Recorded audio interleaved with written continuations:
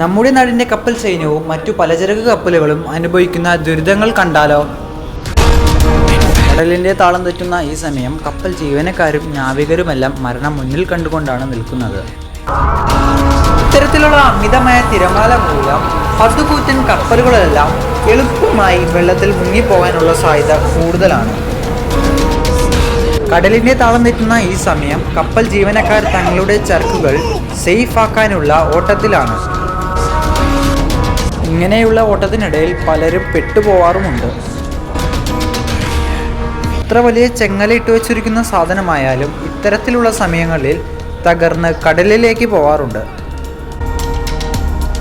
എന്നിരുന്നാലും ഇവിടെയുള്ള ഓരോരുത്തർക്കും ലക്ഷക്കണക്കിന് രൂപ ശമ്പളമായി കിട്ടുന്നുണ്ട്.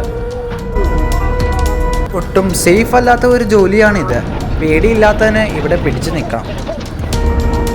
അപ്പോൾ ശരി, അടുത്ത വീഡിയോയുമായി ഇനിയും കാണാം.